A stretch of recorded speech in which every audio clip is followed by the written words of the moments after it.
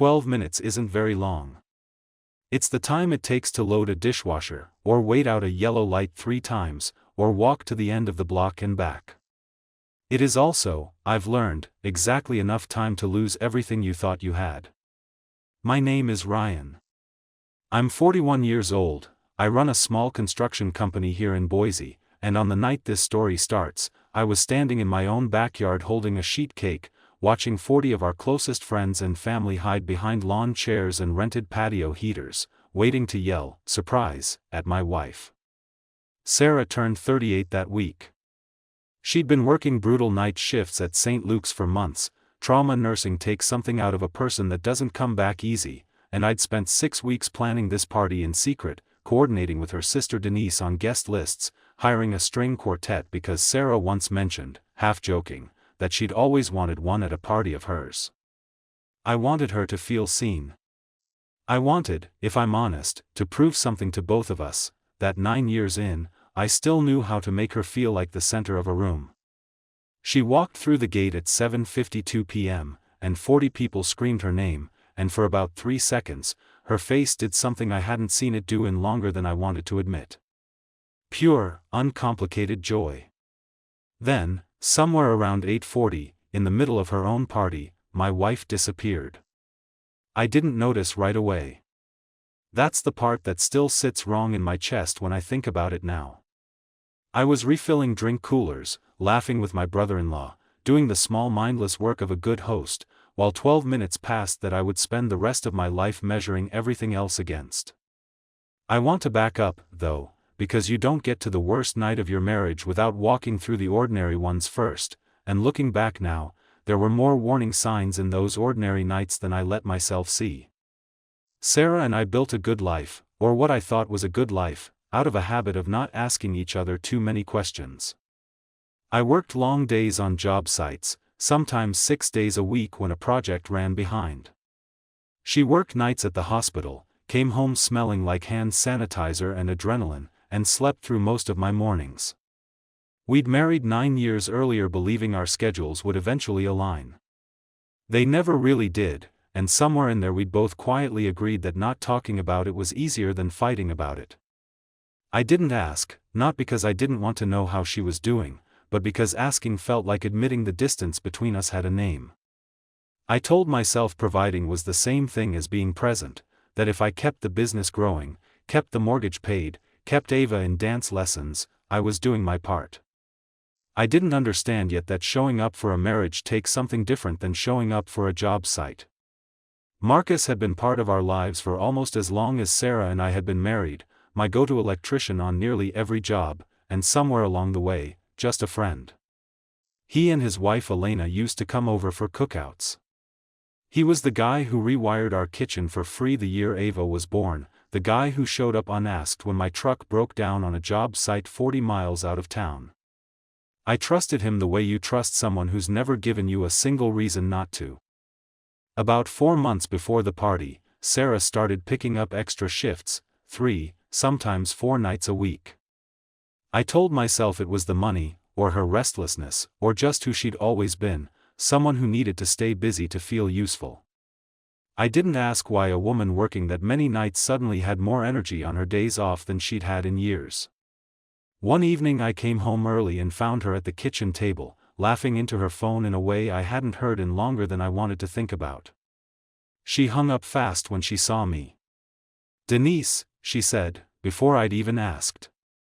"You know how she gets." I didn't think about it again until 3 days later, when Denise mentioned at dinner that she hadn't talked to Sarah in almost 2 weeks. Small inconsistency. I filed it away the way you file away a lot of small things in a marriage you've stopped examining too closely. I want to stop here for a second. If you've ever spent years assuming the quiet in your house was peace, and only later understood it was actually distance, you already know the particular kind of blindness I'm talking about. It doesn't announce itself. It just sits there in the space where curiosity used to live.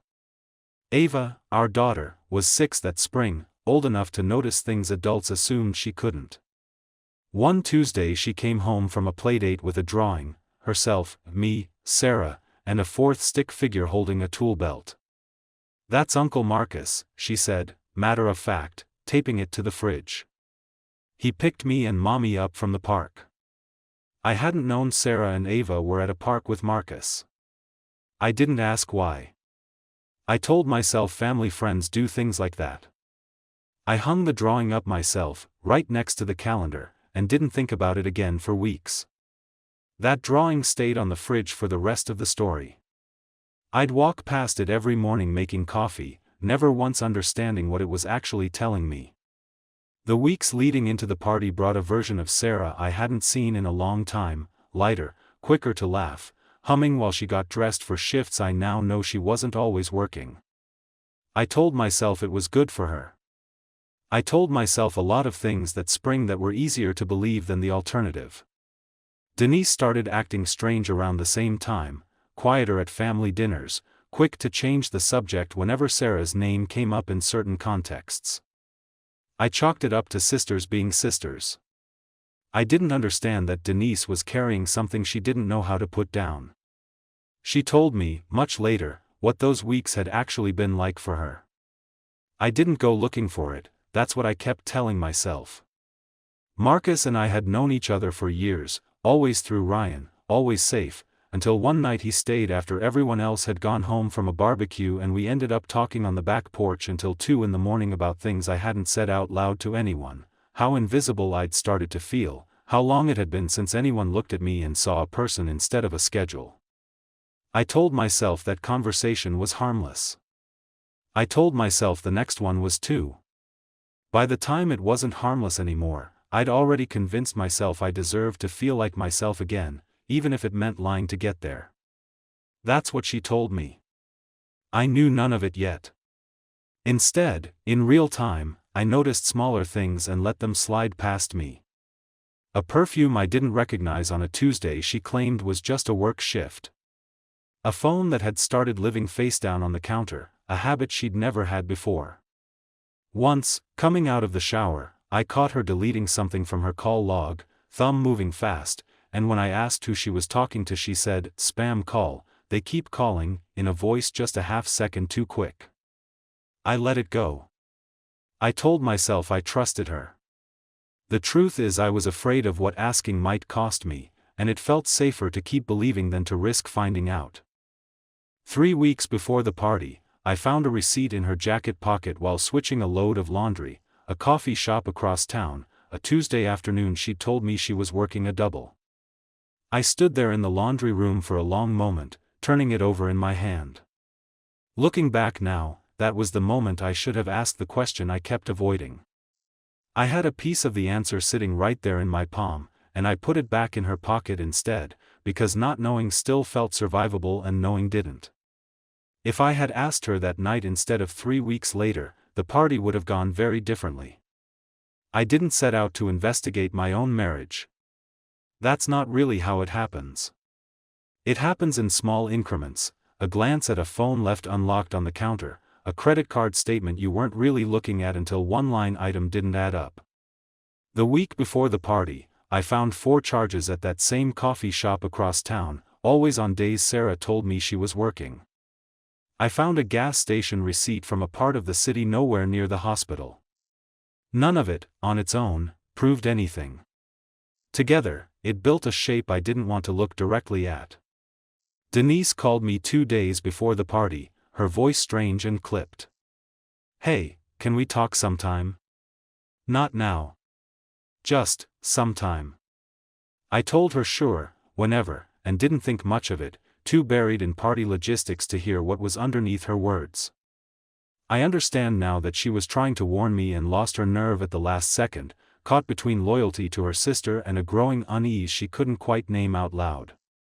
Even now, remembering that phone call, something uncomfortable stirs in me, the sense that the truth had been standing right outside my door, knocking softly, and I was too busy hanging streamers to let it in. 2 nights before the party, I asked Marcus to come over early and help me run string lights across the backyard fence, practical, ordinary, the kind of favor we'd traded 100 times before. He seemed off that night, quieter than usual, avoiding my eyes in a way I noticed but didn't examine. I handed him a beer and thought nothing more of it. I had no reason yet to think anything else. The morning of the party, I found Sarah's phone unlocked on the bathroom counter, an accident, I think, not a choice, and a single text preview sat on the screen before it dimmed. Can't stop thinking about last night.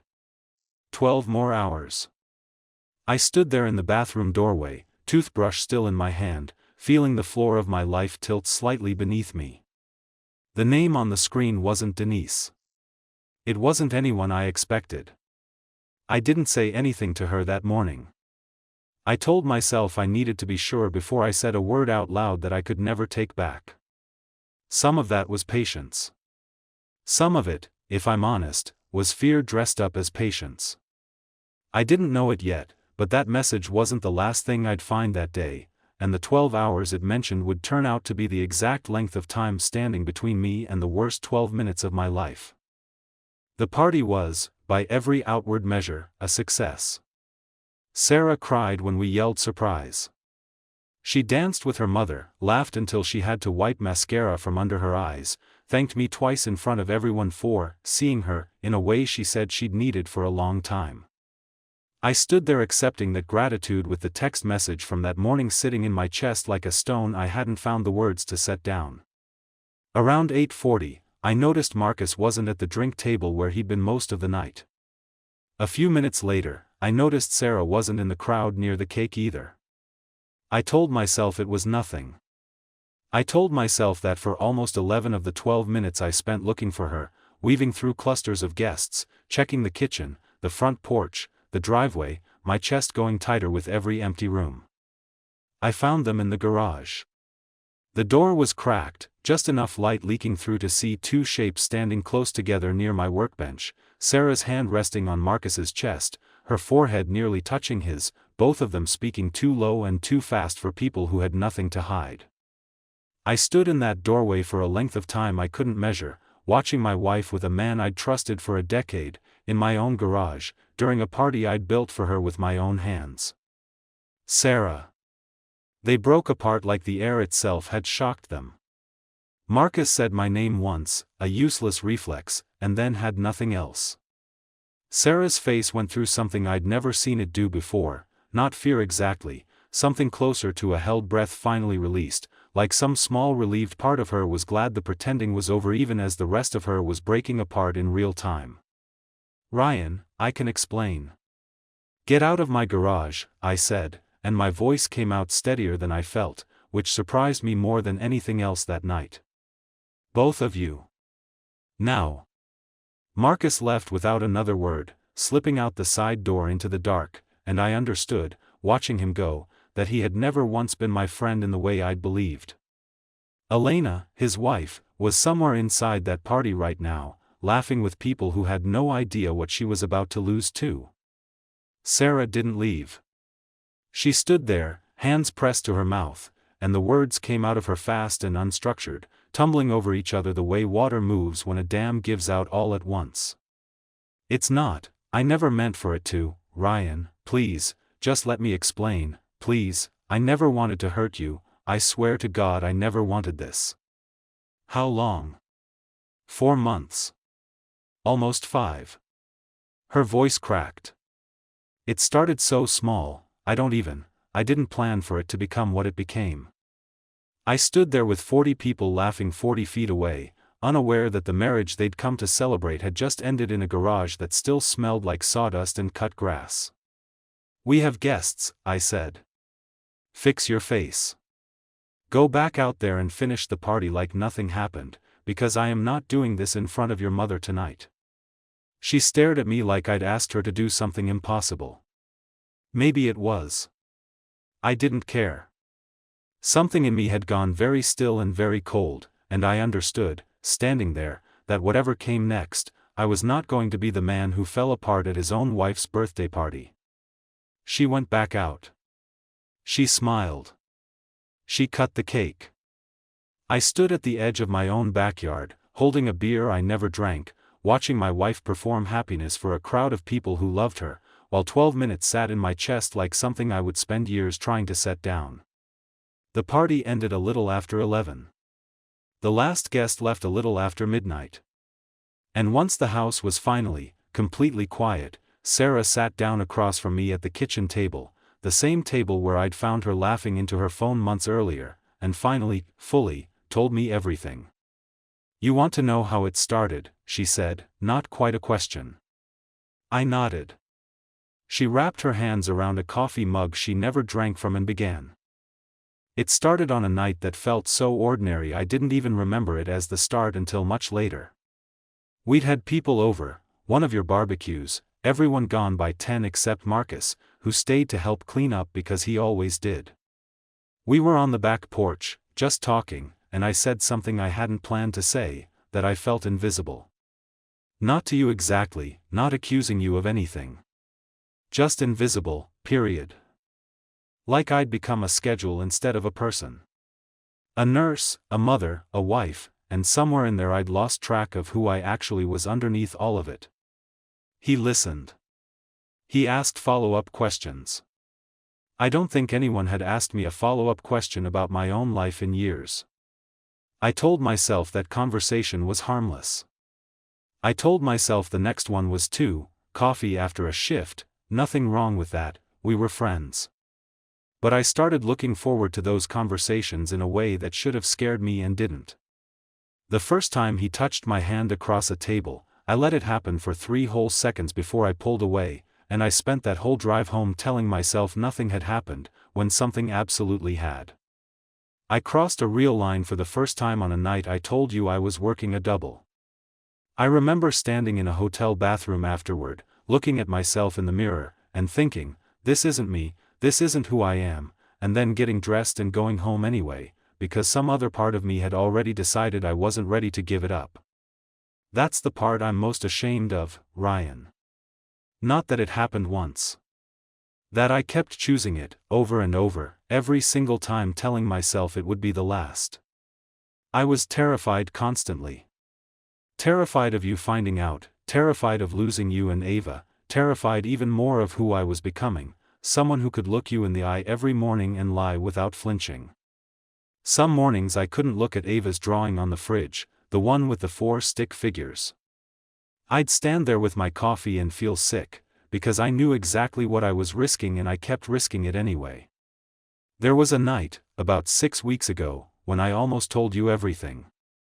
You'd come home early, and I had the words right there, right at the edge of my mouth, and then Ava came running in asking about dinner and the moment passed and I let it pass, because some coward part of me was more afraid of your face when I said it than of everything I was already carrying. Tonight, when you found us, some part of me was almost relieved. I didn't have to hold it anymore. I know that doesn't excuse anything. I know relieved isn't the same as sorry, and I am sorry, more than I know how to say. But I need you to know I never planned for this to become what it became. I just didn't know how to stop once it started. I sat across from her for a long time after she finished, saying nothing, feeling something in my chest that wasn't quite anger anymore, something closer to grief for a version of my marriage I now understood had ended months before I found out about it. I need you to pack a bag, I said finally. Tonight. You can stay at Denise's, or a hotel, I don't care which. I can't have you in this house right now. Ryan, please, can we just? You had 5 months to talk to me, I said. I've had 12 minutes. Give me the 12 minutes, Sarah. She left a little before 2 in the morning.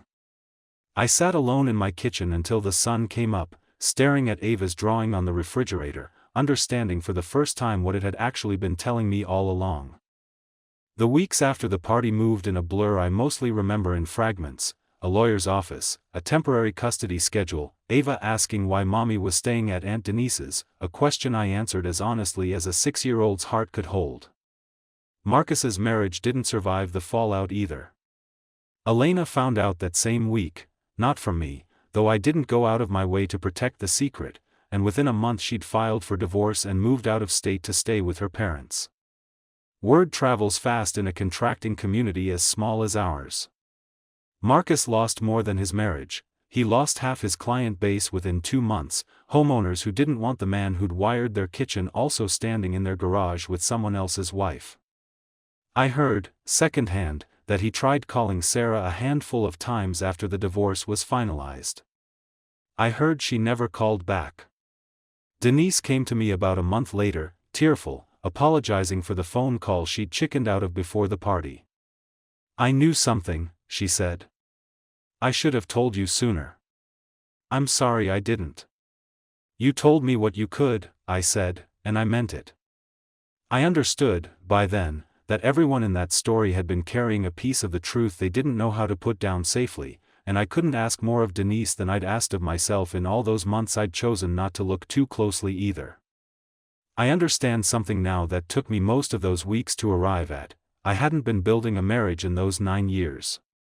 I'd been maintaining the appearance of one, mistaking provision for presence, believing that a paid mortgage and a full pantry were the same thing as actually showing up. I wasn't the reason Sarah cheated, that choice was always hers, and hers alone to answer for, but I was the reason there was so much silence sitting between us that a man like Marcus could walk into it and be mistaken for warmth. The divorce finalized 8 months later. Sarah got a modest apartment across town.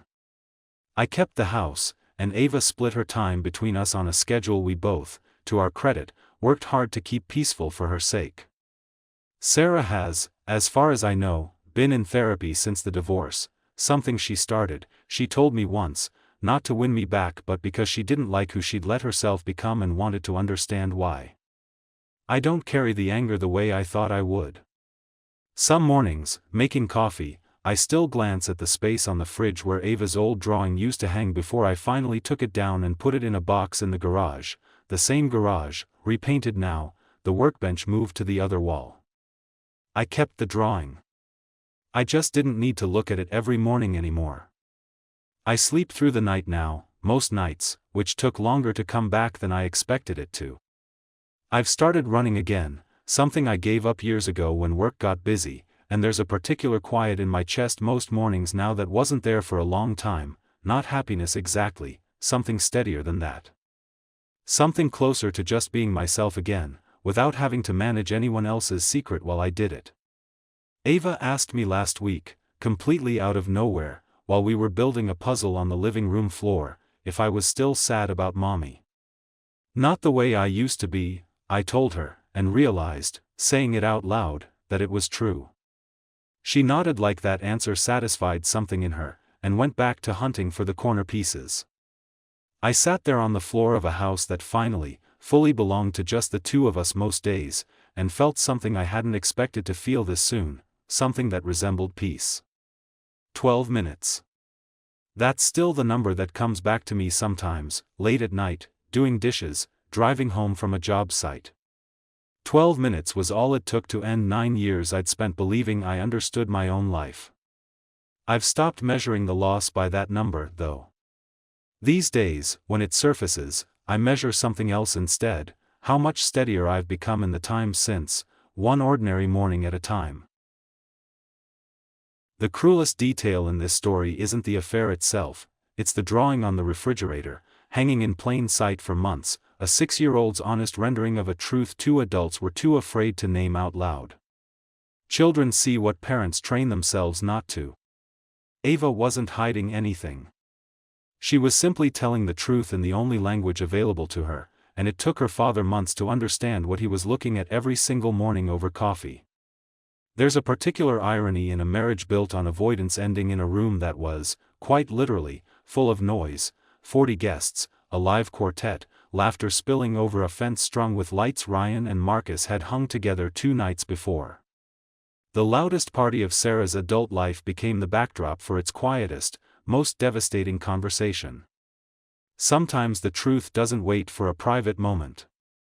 Sometimes it forces itself into the room you least expect it, indifferent to how carefully you've planned everything else. What makes Sarah's confession worth sitting with, uncomfortable as it is how ordinary its beginning actually was, not a dramatic seduction, but a single honest conversation on a back porch that nobody, including Sarah herself, recognized as the first domino falling. Betrayal rarely announces itself as betrayal at the start. It arrives disguised as being finally heard, and it's only much later, in hindsight or in confession, that its true cost becomes visible. Ryan's reckoning, in the end, wasn't really about Marcus, or even entirely about Sarah. It was about recognizing that 9 years of quiet, well-provided for distance had created exactly the kind of vacancy someone else could walk into. That doesn't make the affair his fault. It makes it a story about two separate failures that happened to collide in the same marriage, hers a failure of honesty, his a failure of presence, and only one of those failures broke a vow. I keep thinking about how the whole thing turned on 12 minutes, how something that small could hold that much weight. But I don't think it was really about the 12 minutes. I think those 12 minutes just happened to be the moment months of silence finally came due.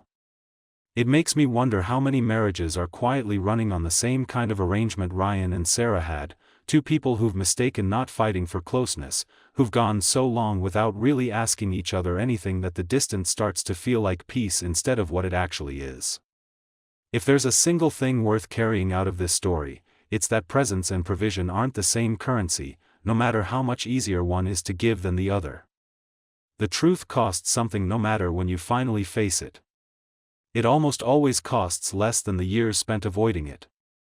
I don't know what question you've been avoiding asking someone, or yourself. But it might be worth sitting with, just for a minute, before you go on with your night.